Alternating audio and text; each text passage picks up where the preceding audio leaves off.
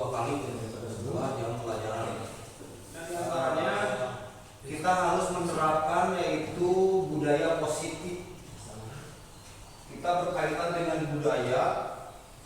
Budaya itu berarti suatu kebiasaan yang dilaksanakan berdasarkan keyakinan yang atau yang suatu organisasi atau suatu lingkungan yang dipercayai. Misalkan budaya di Sunda ini kan banyak sekali. Nah, ketika orang melanggar budaya atau tidak berbudaya, maka dia sebenarnya setelah melanggar keyakinan-keyakinan yang ada dalam dirinya yang sudah disepakati bukan secara tertulis, tapi secara dari dalam hati atau kekuatan intrinsik. Capaian kompetensi yang kita harapkan dalam pertemuan ini adalah sebagai berikut. Tidak usah saya bacakan. Capaian umumnya juga ada, terus capaian khususnya ada. Nah, ini adalah pertanyaan pemantik yang akan saya berikan kepada Bapak Ibu terkait budaya positif ini. Bukan benar atau salah ya. Ini hanya setuju dan tidak setuju. Yang pertama, hukuman dapat mendisiplinkan anak. Nah, kenapa? Kan misalkan menginginkan anak itu capaian kompetensi atau capaian pembelajaran sesuai KKM. Nah, itu sebenarnya salah besar kalau di dalam implementasi kurikulum Merdeka saat ini. Nah, kita karena ini berhubungan dengan aturan dan kedisiplinan, nah saya akan mengkol sedikit, yaitu dalam implementasi kurikulum Merdeka. Jadi kita mengajar itu harus sesuai kebutuhan anak.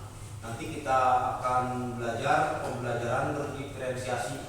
Artinya kita mengajari anak itu kita harus memenuhi kebutuhan anak.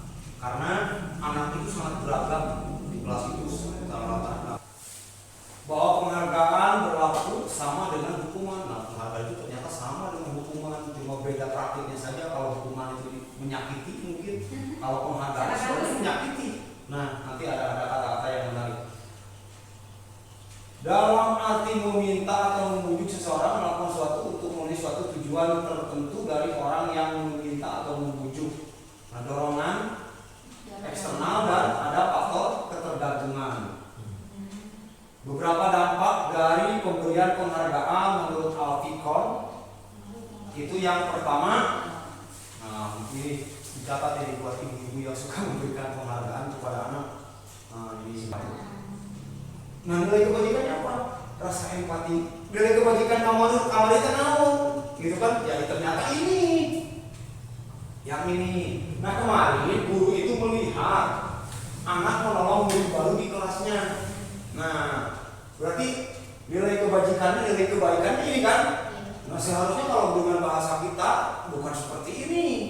Harusnya pasti dalam situasi atau kasus kita gitu ya. Nah, kemarin ibu guru atau bapak guru menemukan anak yang melakukan pertolongan kepada anak baru. Nah, maka bukan diberi hadiah, bagus kamu menolong, bukan seperti itu, tapi dengan cara kemarin saya perhatikan, ini contoh, kemarin itu bapak tinggal di mana? Iya, maksudnya rasa empati hebat saudara, maaf, solidaritas itu bagus sekali. Hebatnya, itu justru anak senang pujian, dia anak karena dipuji. Nah, itu lanjutkan. Nah, justru berikan teman-teman, berikan contoh pada teman-teman. Nah, lalu ada situasi lagi, pada saat murid katingali kurang membantu teman-temannya di tugas kelompok. Nah, saya menghargai kepedulian. Ini kan seharusnya dilarang kan? Kamu tidak boleh membantu teman-temanmu, gitu kan? Seharusnya kan seperti itu. Tapi kan dengan apresiasi kebajikan itu diganti kata-katanya, saya menghargai kepedulianmu. Kemarin kamu telah membantu teman-teman kamu di kelompok lain, tetapi kalau membantunya bersifat misalkan memberikan jawaban itu kurang tepat. Kamu boleh saja membantu teman kamu yang belajar tetapi dalam membantu itu misalkan memberikan tutor sebaya atau lain-lain. Nah, ini beratnya. Tapi kebiasaan kita. Di luar kebiasaan. Tetapi ini sebenarnya sudah kita laksanakan sebagian, cuman bahasanya saja. Nah, dengan murid kan kolaboratif yang mengajak murid dan mengajarkan murid untuk mencari solusi masalah mereka dan membantu murid berpikir tentang orang yang seperti apa yang mereka inginkan. Yang pertama, nah, contoh nanti ada bahas kasusnya, pertanyaannya pun akan diberikan nanti cara menangani kasusnya. Anak misalkan mau HP ke sekolah, anak anu gelut, anak anu si sebutan misalnya gitu kan. Bagi anak itu kan permasalahan. Nah, itu yang permasalahan di TK.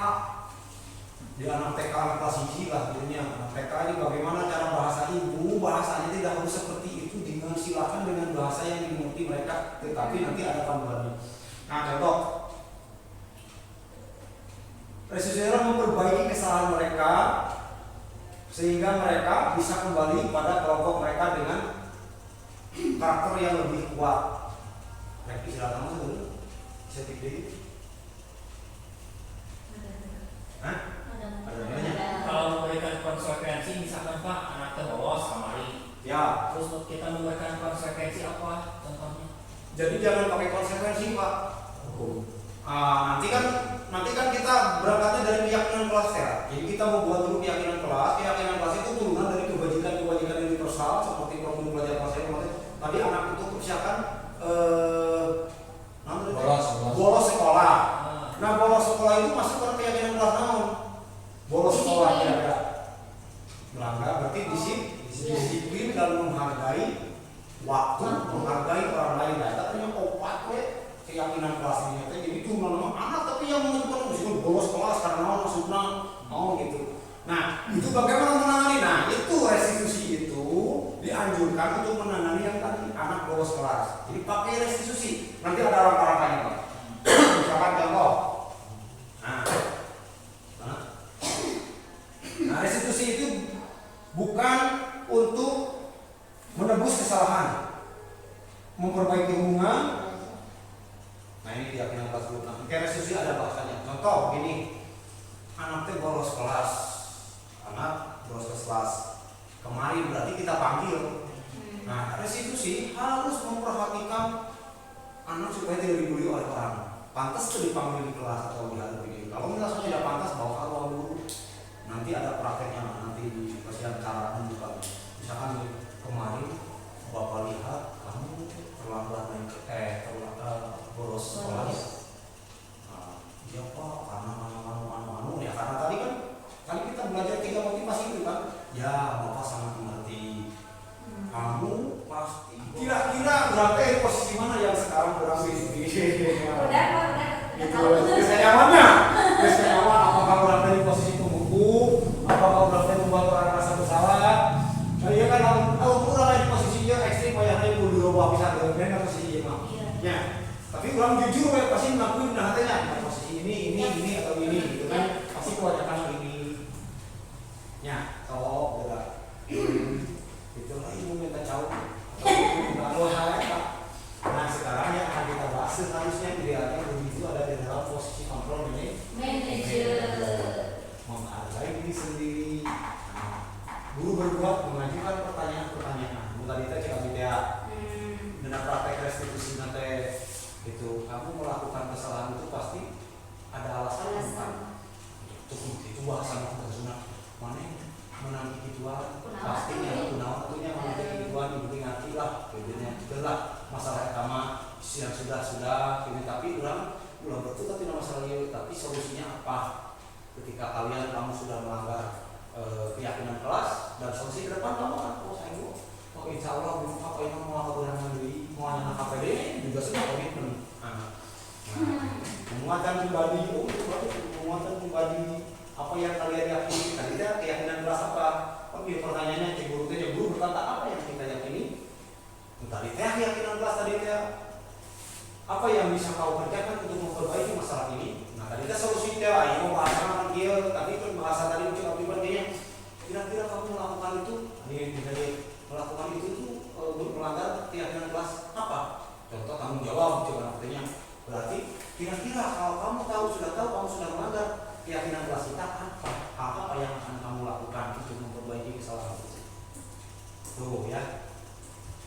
Yuk. Nah, pernyataan siapa yang mengatakan saya kecewa sekali dengan kamu. Nah, ini membuat orang bersalah. Nah, contoh perkataan guru itu ini kan posisi kontrolnya di sini. Nah, ini pernyataan ini pernyataan atau ucapan guru atau dalil yang kita lakukan, maka ini posisi kontrolnya ya.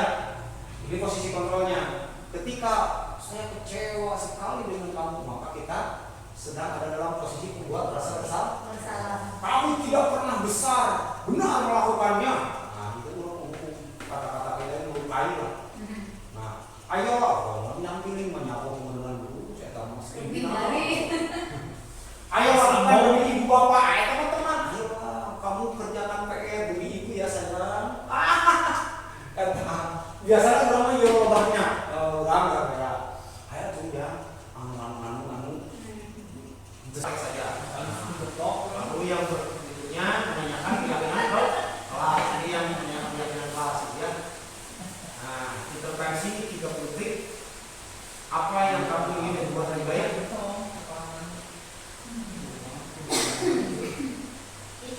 Nah, ini contohnya. Ini kasus 1 membawa HP. Nah, itu membawa HP yang bersangkutan identitas. Soalnya kerayaannya nanti kita langsung praktek saja lah. Nanti anak-anak mau kelas ini kumaha kelas dulu kayak tadi. Boleh Pak, langsung Pak. Ya, tidak usah banyak-banyak. Biuang dia sebarang ini.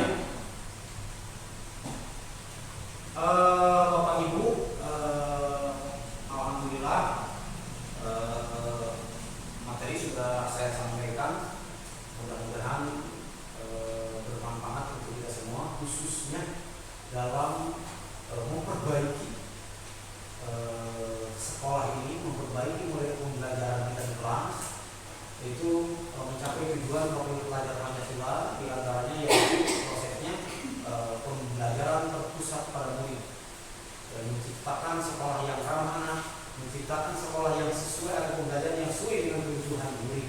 Nah, di antaranya adalah langkah-langkahnya seperti tadi, yaitu guru harus bisa mengetahui yang pertama kebutuhan dasar manusia. Kebutuhan dasar manusia. Berikutnya guru juga harus memahami 3 motivasi manusia untuk melakukan sesuatu. Berikutnya guru juga harus memahami teori kontrol, posisi kontrol. Sebagai apa dia mengontrol anaknya itu? Apakah sebagai penghukum, apakah sebagai teman, apakah sebagai manajer, apakah sebagai pemantau? Nah, itu terserah pilihan kita. Nah, itu. Nah, lalu berikutnya praktiknya dalam mengejauhkan budaya positif tadi, ketika kita ingin memperbaiki proses anak supaya menjadi manusia yang selamat, mencapai keselamatan untuk dirinya dan secara masyarakat global, maka dilakukanlah praktek restitusi dalam upaya memperbaiki perilaku yang tidak sesuai dengan keyakinan yang tidak sesuai atau kesalahan ya yang mereka perbuat, sehingga menimbulkan kesadaran intrinsik mereka berbuat sesuatu bukan berdasarkan hukuman, bukan berdasarkan ingin hadiah, tetapi memang benar-benar ingin melakukannya dari dasar hatinya yang paling dalam. Terima kasih atas partisipasinya. Assalamualaikum warahmatullahi wabarakatuh.